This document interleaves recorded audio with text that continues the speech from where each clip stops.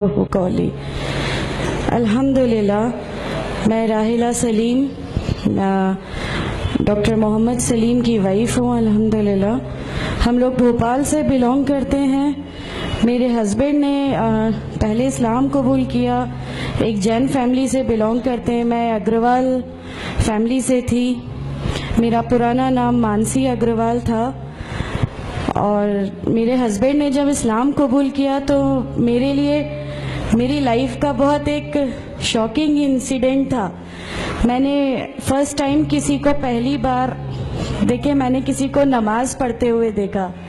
میں نے اچانک یہ اکثر کر کے ایک پرٹیکولر ٹائم ہوتا تھا اور یہ گھر سے کہیں چلے جاتے تھے اور میں ان سے پوچھتی تھی کہ آپ کہاں جاتے ہیں, تو یہ رپلائی کرتے تھے this is none of your business, you have to do your job.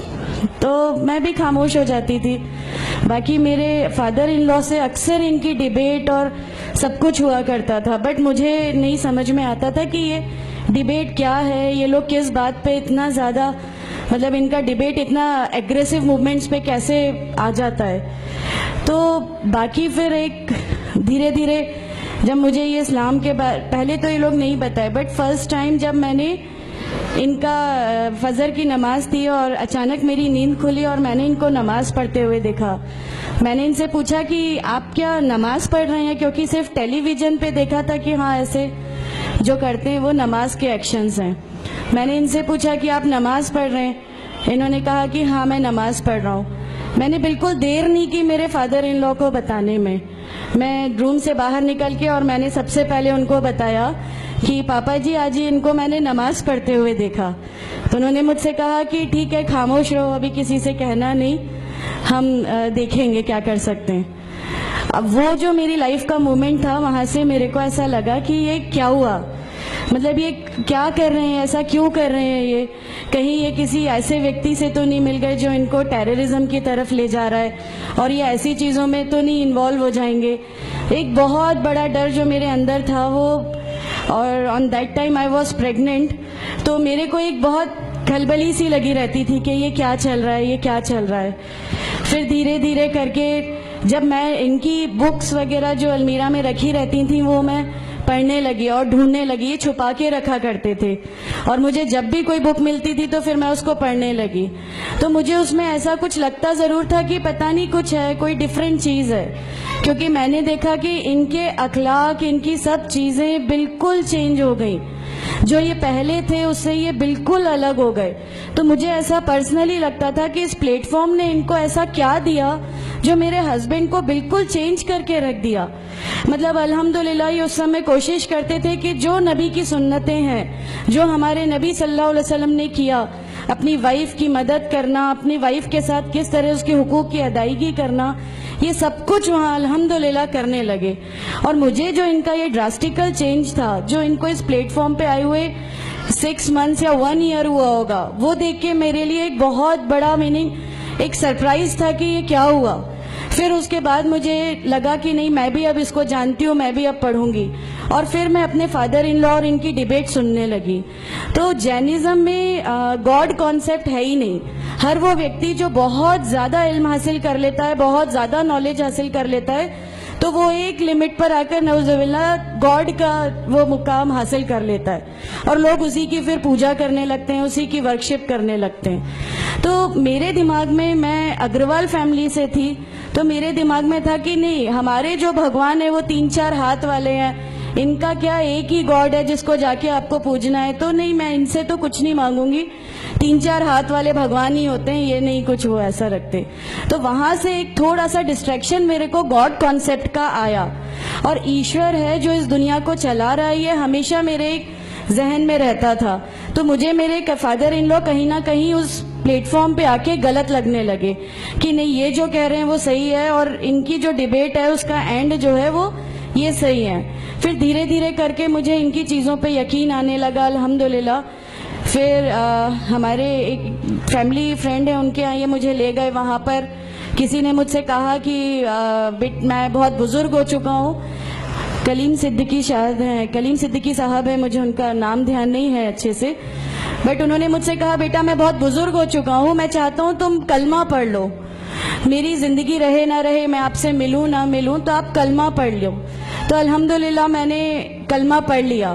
کلمہ پڑھنے کے بعد بھی جب ہم گھر لوٹ رہے تھے تو میں نے ان سے کہا کہ میں نے صرف ابھی کلمہ پڑھا، ابھی آپ یہ مت سمجھیے گا کہ میرے کو سب سمجھ میں آ گیا اور میں اس چیز کو مان لوں گی. انہوں نے کہا نہیں، تمہاری مرضی، کسی میں کوئی فورس نہیں ہے. تو الحمدللہ اللہ تعالیٰ کا احسان ہے، اس کلمے کی طاقت تھی. اور یہ ہمیشہ کہتے تھے تمہیں کوئی دعا مانگنی ہے تو تہجد میں مانگا کرو. تہجد کا جو ٹائم ہوتا ہے وہ بہت قیمتی ہوتا ہے اور اس میں اللہ تعالیٰ سب کی دعائیں قبول کرتا ہے. انہوں نے مجھے ایک دعا سکھائی تھی کہ تم ایک دعا مانگو کہ یا میرے رب، اگر میرا ہسبینڈ غلط راستے پر ہے تو اس کو صحیح راستے پہ لے آ، اور اگر میں غلط راستے پہ ہوں تو مجھے صحیح راستہ دکھا دے. الحمدللہ میں یہ دعا کنٹینیو مانگتی تھی. ایک بار میری نیند الحمدللہ تہجد میں کھلی اور بس میں نارمل جیسے ایک دھیان کرتے ہیں ویسا میں بیٹھ گئی اور اپنے آپ اچانک دل چاہا کہ بس سجدہ کروں. میری زندگی کا وہ پہلا سجدہ تھا اور اس بہت لمبا سجدہ تھا، اور اس سجدے میں نے میرے رب سے کیا کیا مانگ لیا مجھے بھی نہیں یاد ہے. اور اس سمے مجھے ایسا فیل ہو رہا تھا جیسے اللہ تعالیٰ خود مجھ سے بات کر رہا ہے، اللہ میرے سوالوں کا جواب خود دے رہا ہے. الحمدللہ بس اس کے بعد تو ایسا لگا کہ نہیں، اسلام حق ہے اور اسلام پہ ہی چلنا ہے. اس کے بعد پھر بہت ساری پریشانیاں لائف میں آئیں، سب کچھ آیا، بٹ الحمدللہ اللہ کا احسان ہے کہ اللہ تعالیٰ نے ہر پریشانی، ہر چیز کو ایسے لے لیا کہ ہم لوگوں کو کبھی احساس ہی نہیں ہونے دیا کہ یہ کوئی پریشانی تھی. ایسا لگا کہ اللہ کی پوری راہ میں ہم لوگوں کو ریوارڈ ہی ملنا ہے اس چیز کا، اور اللہ ہمیں اس کا ریوارڈ ہی دیتا چلا جائے گا. الحمدللہ بس اس سمے سے شروعات ہوئی تھی دین اسلام کی. الحمدللہ آگے چل کے پریشانیاں، تکلیفیں ہر ریورٹ کی زندگی میں آتی ہیں، لیکن میں ہر ریورٹ بہن سے یہ کہنا چاہتی ہوں کہ اللہ کی خاطر آپ لوگ اس دین میں آئے ہیں، کسی اور چیز کے لیے نہیں آئے. تو اللہ ہی کی خاطر ان پریشانیوں کو بھی جھیلیے، اللہ ہی کی خاطر جھیلیے. اللہ تعالیٰ اگر آپ لوگوں سے ماشاءاللہ، میں جب گھر سے نکلی، جب ہمارے فادر ان لا نے ہمیں گھر سے نکالا، میرے بچے کی، چھوٹا بچہ تھا، چھوٹے والے کی صرف ایک دودھ کی بوتل تھی، اس کے علاوہ کچھ بھی نہیں تھا. میں جاب کرتی تھی، میں نے اپنے چھوٹے بیٹے کو ماں کے یہاں چھوڑ کے جایا کرتی تھی. میرے ممی پاپا بہت زیادہ ہم لوگوں سے ڈیٹیچ نہیں ہوئے تھے، ایک محبت تھی ان کو ہم سے. تو اس محبت کے کارن ان لوگوں نے کبھی ہمارا اس لیول تک اپوز نہیں کیا جو ان لاز کی طرف سے آیا. تو جب میں میرے مائکے گئی اور میں نے اپنے بچے کو لیا اور میں نے کہا کہ ماں، ہم نے وہ گھر چھوڑ دیا، ہمیں اس گھر سے ان لوگ نکالے، ایسا کر کے.